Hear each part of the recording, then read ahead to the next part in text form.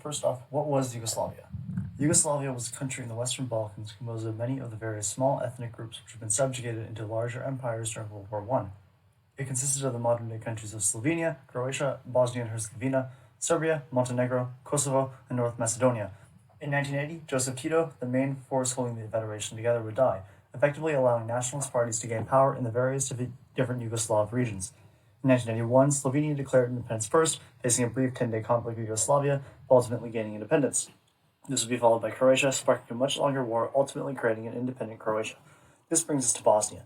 Now, in Bosnia, there are three major ethnic groups: the Bosniaks, the Croats, and the Serbs. In 1991, the Serbian majority areas in Bosnia declared themselves the Autonomous Republic Srpska, with weapons slowly being funneled in by Yugoslavia to the Serbian Democratic Party within Bosnia.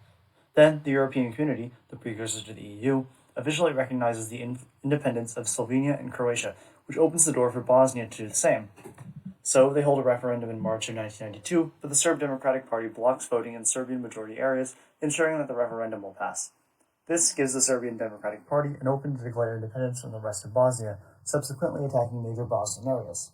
The war started terribly for Bosnia. The Serbs made significant progress, quickly taking around 70% of the territory of Bosnia. Since they were winning the war by a large margin, any calls for a brokered peace between the two sides were ignored by the Serbians. However, it's at this point which intervention would come from abroad. The US would begin to train leaders in the Bosnian military to fight against the Serbians, which began to slowly turn the tide of the war. However, the major change in the war's direction towards the side of the Bosnians would not truly start until the onset of NATO intervention. While NATO had clearly been on the side of Bosnia throughout the war, they had not taken any tangible actions to support them. However, this would change with the Srebrenica massacre, in which around 8,000 Bosniaks were slaughtered by the Bosnian Serbs in an attempt to ethnically cleanse the region of Bosniaks. This would push NATO towards intervention, as it was not just for geopolitical reasons, but at this point, for a justifiable humanitarian reason.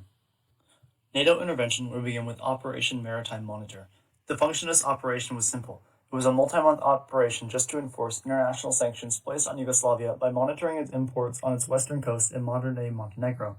However, this operation was ultimately not sufficient, and so it would be replaced by Operation Maritime Guard, which was a far more effective and forceful blockade operation involving destroyers, frigates, and several naval surveillance aircraft from NATO member states, preventing and inspecting inbound maritime ships from reaching Yugoslavia from November 1992 to June 1993.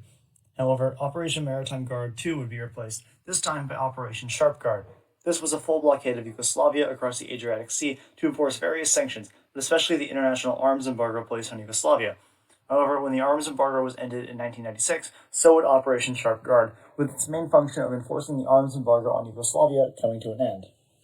However, NATO operations in Bosnia would not just be limited to maritime operations. The most extensive operations by NATO took place in the sky, beginning with Operation Sky Monitor. This would last from October 1992 to April 1993, and was effectively NATO monitoring of the UN declaration of a no-fly zone over Bosnia. However, this no-fly zone and the NATO monitoring which followed would fail to prevent all aircraft from taking flight in Bosnia, so Operation Sky Monitor was suspended in favor of introducing Operation Deny Flight, which was a forceful enforcement of the no-fly zone enacted by the United Nations. This greatly reduced aerial operations over Bosnia, both by Yugoslavia and Bosnia itself, helping in part to bring down the scale of the war. However, this would not be the entire extent of NATO aerial operations in Bosnia. Operation Deadeye was a 2-day NATO bombing campaign against the Bosnian Serbs, attempting to destroy critical air defenses, military operation sites, and other military hardware in an attempt to decisively ensure NATO air superiority over the region. Shortly after this 2-day operation, there would be a quick lull in NATO bombing activity, with NATO forces hoping the Bosnian Serbs would open up to peace talks until the beginning of Operation Deliberate Force, the main bombing campaign by NATO in Bosnia. Operation Deliberate Force was a 3-week NATO bombing campaign of critical Bosnian Serb military infrastructure and forces. This bombing campaign would severely hamper the efforts of the Bosnian Serbs in reaction to various atrocities committed by the Bosnian Serbs. This aerial force, along with a small land artillery force, would ultimately force the Bosnian Serbs in Yugoslavia to come to the negotiating table in Dayton, Ohio, to create the Dayton Accords to end the conflict in Bosnia. Ultimately, this intervention would have numerous effects. Militarily, it demonstrated the transition between traditional bombing of World War II in Vietnam to the precision-guided strikes commonplace in modern bombing operations such as drone strikes. Prior to the intervention in Bosnia, in Operation Desert Storm, just 9% of bombing strikes were precision strikes. This is tiny in comparison to the 60% of bombing strikes in Bosnia being precision-guided, demonstrating the effectiveness of these tactics, with 97% of targets being hit and 80% being destroyed. U.S. Air Force Chief of Staff at the time, Merrill McPeak, described the effectiveness of these strikes poignantly, saying, quote, "Imagine flying over the Blue Ridge Mountains at 600 miles an hour, no aircraft, and picking out the right target somewhere down there in the woods." Impossible tasks, like Merrill McPeak describes, would only be possible through the use of precision-guided strikes like those used in Bosnia. Diplomatically, NATO operations in Bosnia would create the Dayton Accords, which ended the Bosnian War. It created a two-republic state inside of Bosnia, with one being controlled by the Bosnians and Croats, and the other being controlled by the Bosnian Serbs. While the new state has had many internal turmoils, it has ultimately remained intact under the solution created by the Dayton Accords. Additionally, Bosnian Serb and Serbian leaders were put on trial for war crimes committed against opposing ethnic groups, such as in the Srebrenica massacre. On the 23rd of April 1998, the Yugoslav army ambushed the Kosovo Liberation Army near the Albanian-Yugoslav border. The KLA had previously attempted to smuggle weapons and supplies into Kosovo. The Yugoslav army, although greatly outnumbered, had no casualties, while 19 militants were killed. This opened the world's eyes to the true situation beginning in Kosovo, including the U.S. In June of 1998, Bill Clinton declared a national emergency through Executive Order 13,088 over the tensions in the Federal Republic of Yugoslavia, the Republic of Serbia, and the Republic of Montenegro, and in response to the situation in Kosovo. It placed economic sanctions on the group of countries, and soon military intervention became the only option for ending the violence in Kosovo in the eyes of the U.S. as peace processes failed. Soon after, on the 12th of April 1999, NATO issued a list of 15 points titled The Situation in and Around Kosovo, which basically says that NATO supports democratic Kosovo and that airstrikes would be pursued until President Milosevic accedes to the demands of the international community. Soon after, on the 24th of March at 1900 UTC, NATO started the bombing campaign against Yugoslavia and performed SEAD operations, which is suppression of enemy air defense. Belgrade was bombed for 79 days as part of the 11-week air campaign against the Federal Republic of Yugoslavia. Several NATO bombings took place, but a few stand out from the rest.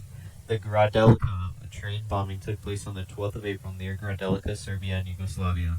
In the train bombing, at least 20 civilian passengers were killed or declared missing when a U.S. aircraft F-15E Strike Eagle hit a passenger train with an AGM-130 missile precision-guided munition, aiming at the bridge the train was crossing. Some claim the death toll reached up to 60, and it's considered the deadliest rail disaster in Serbian history. The Yugoslav state news accused NATO of inflicting suffering on and destroying the Serbian people. General Wesley Clark, who was the Supreme Allied Commander of Europe, said it was an unfortunate incident of collateral damage. German Frankfurter Rundschau would later report in 2000 that the NATO released gun camera video of the event was sped up 4.7 times to make it appear that the train was moving faster than it was, sparking further controversy. Also, the NATO bombing of Albanian refugees near Jakova took place on the 14th of April 1999 during the NATO bombing of Yugoslavia, when NATO planes bombed refugees on a 12-mile stretch of road, killing 73 Kosovo Albanian civilians, including 16 children. NATO and the United States initially claimed that the target was a military convoy and that Yugoslav forces may have been the ones responsible for the dead civilians getting out of their trucks in the convoy. When American media had went to the scene the same day to interview survivors, they saw farm tractors and burned bodies that were refugees with bomb craters and shrapnel. NATO then backtracked on this claim 2 days later when they acknowledged that its aircraft had bombed civilian vehicles, claiming this to be a mistake and that the American F-16 pilot thought he had fired at military trucks. Finally, in the last official battle of the war, the Battle of Pastric took place, which was a 2-week-long confrontation between the KLA with NATO support against Yugoslavia. The KLA's goal was to seize the border between Albania and Kosovo, eliminating Yugoslav units there. The KLA seized Mount Pastric in the area around the northern slope of the northern bank of the White Trin, which is a river, by the way, by the end of May 1999. In spite of NATO's heavy air support, the Yugoslav army held their line on the White Trin, building temporary bridges and being supported by heavy mortars and artillery. The Kumanovo Agreement, also known as the Military Technical Agreement, was signed between the International Security Force and the governments of both Yugoslavia and Serbia. This ceasefire agreement resulted in the establishment of new basic relations between Yugoslavia and the Kosovo Force, which would act to replace units of the Yugoslav army in Kosovo.